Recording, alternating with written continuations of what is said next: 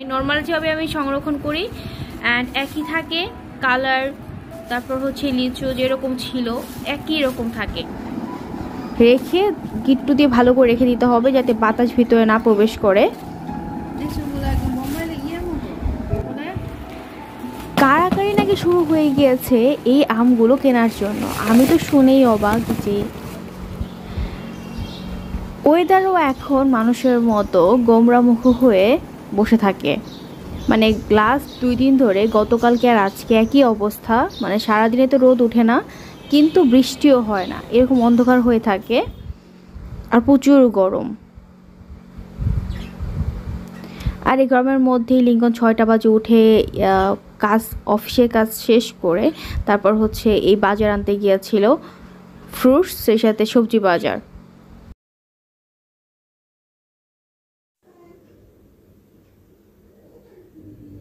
তো ফ্রুটসের মধ্যে আজকে আনা হয়েছে লিচু, আর এখন যেটা সিজন সেটা হচ্ছে জাম, কালো জাম, আর হলো গোলাপ জাম ফল। ওটা আমি এবার ফার্স্ট টাইম ট্রাই করবো, আগে কখনোই আমি খাইনি, টেস্টও করি নাই, এমনকি দেখিও নি। এটা খুবই পপুলার, অনেকেই খেতে পছন্দ করে, বাট আমার জানা ছিল না। তো অল্প একটু নিয়ে আসছে টেস্ট করার জন্য। তো খুঁজে খুঁজে যেগুলো হচ্ছে ফরমালিন মুক্ত তো সেগুলোও নিয়ে আসে,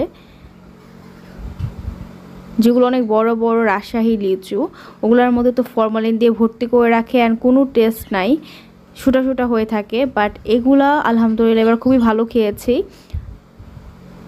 আর মিষ্টিও ভালো আর সুন্দর ফ্লেভারও আছে। আর সাইড দিয়ে আমার সাথে সাথে আমার পাখিগুলোও ভয়েস ওভার দেওয়া শুরু করে দিয়েছে। মানে আমি কথা এতক্ষণ কিন্তু একটা কথাও বলে নাই, যেই আমি আসছি কথা বলার জন্য অমনি ওর কথা শুরু করে দিয়েছে।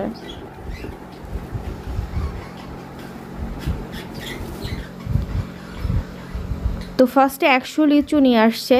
তো বাসায় এসে খাবারের পর ভালো লাগছে, এই জন্য আবার গিয়ে আবারও 100 লিচু নিয়ে আসছে। তো আমি এভাবে কেটে কেটে তারপর একটা পলিথিনে করে তারপর রেখে দেবো। কীভাবে রাখতে হয় সেটা আমি দেখিয়ে দিচ্ছি, তাহলে অনেক দিন ভালো থাকে। নর্মালে ফ্রিজেও রাখতে হয় না, যেরকম লিচু ওরকমই থাকবে, টাটকা টাটকা। তো এই তো ফার্স্টে যে 100 আনা হয়েছে ওইটা আমি কেটে অলরেডি পলিথিনে রেখেও দিয়েছি, নর্মাল পলিথিনে রেখে গিট্টু দিয়ে ভালো করে রেখে দিতে হবে যাতে বাতাস ভিতরে না প্রবেশ করে। আর বাকি 100গুলো মাত্র হচ্ছে আমি সব ক্লিন করে বাস্কেটে রাখলাম। এখন হচ্ছে ভাগ ভাগ করে রেখে দেব। আর যদি এভাবে খোলা রেখে দিই বাস্কেটে তাহলে একদম শুকিয়ে যাবে উপরের লিচুর স্কিনটা, পরে আর ভালো লাগে না খেতে।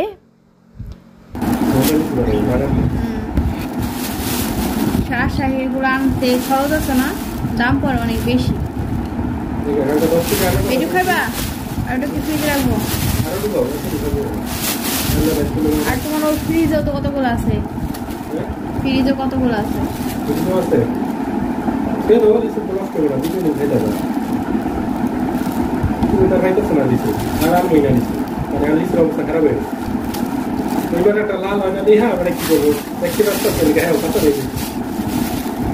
কাড়াকাড়ি নাকি শুরু হয়ে গিয়েছে এই আমগুলো কেনার জন্য। আমি তো শুনেই অবাক যে আম নিয়ে কাড়াকাড়ি। তো সেই দিনকে আনতেই পারি নাই, লিঙ্কন ওনাকে অর্ডার দিয়ে আসছে।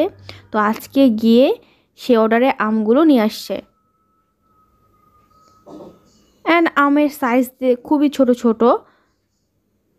তো 10 কেজি অর্ডার দেওয়া হয়েছিল, তো 10 কেজিই নিয়ে আসছে, মানে ডেলিভারি দিয়েছে আমাদের। মানে এলাকার আম বলা যেতে পারে, গ্রাম সাইড থেকে আসে।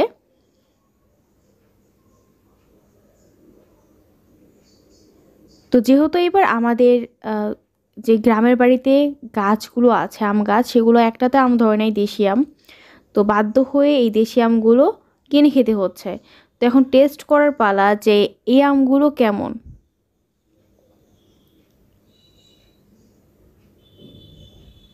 তো সবার কাড়াকাড়ি দেখে তো লিঙ্কন ভাবছে এটা খুবই মিষ্টি হবে। তো ভালো কথা, কিন্তু বাসায় আনার পর পুরো অবস্থাটাই একদম উল্টা। মানে একটা আম কেটে খাওয়ার পর তো খুবই আপসেট হয়ে গিয়েছি। আর আপসেট না হওয়ার তো কোনো কারণ নেই, এমনিতেই হচ্ছে দেশি আমগুলো কিনে খেতে হচ্ছে, তার মধ্যে 10 কেজি একসাথে আনা হয়েছে, আর 10 কেজি ধরেই এরকম অবস্থা। মানে সবগুলো একটা গাছেরই উনি পেরে দিয়েছে, আর সবগুলো একই অবস্থা। আম যদি মিষ্টি না হয় তাহলে সে আম খেয়ে মজা আছে? তো আমার অবস্থা দেখেই বুঝতে পারছেন, আমি ফার্স্টে আম কাটলাম, মানে খুবই এক্সাইটেড ছিলাম দেশি আম খাওয়ার জন্য। তো একটা মুখে দেওয়ার পর আমার আর মানে খেতে ইচ্ছা করে নাই। খুবই পানছে, মানে পানসে টাইপের। দেশি আম হবে মিষ্টি, কি সুস্বাদু হয় দেশি আম খেতে, আর এটা একদম বাজে। এত এত আম, আল্লাহ জানে এগুলো ওদের কী করব। তো কি করা হয় নেক্সট ভিডিওতে দেখানো হবে যে এতগুলো আম দিয়ে কি করলাম। কারণ এরকম মানে টেস্টে বাজে টেস্ট, মানে এমনি স্মেল ভালো, বাট মিষ্টি না, একদমই মিষ্টি না।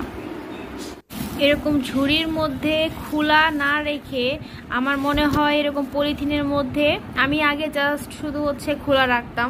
তো খোলা রাখলে কি হয়, মানে এখন খাচ্ছি রাত 10টার মধ্যে এটা একদমই শুকায় যাবে উপরের পোর্শনটা, অ্যান্ড ওটা কেমন হয়ে যায়, মানে পুরো শুকনো শুকনো হয়ে যায়। আর এরকম পলিথিনে করে রাখলে একই থাকে, বাহিরে রাখলে 2-3 দিন। আর ফ্রিজে রাখছে দেখে আমি হচ্ছে এখন একটা টিস্যু দিয়ে দিয়েছি। এর কারণ হলো, যদি পলিথিনে আমি হচ্ছে এভাবে করে রেখে দেই নর্মালি টিস্যু ছাড়া, তাহলে ঘেমে যায়।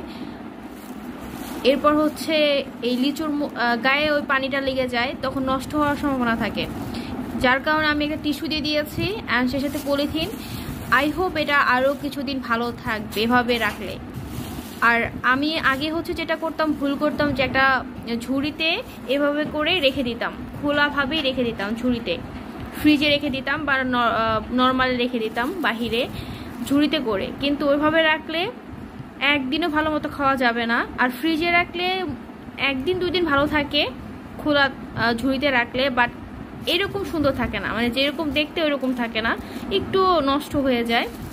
এভাবে রাখলে আমার মনে হয় সবচেয়ে ভালো থাকে লিচু, অ্যান্ড এতে করে মনে হয় 5 থেকে 7 দিনও ভালো থাকবে এভাবে, যেভাবে আমি এখন সংরক্ষণ করছি।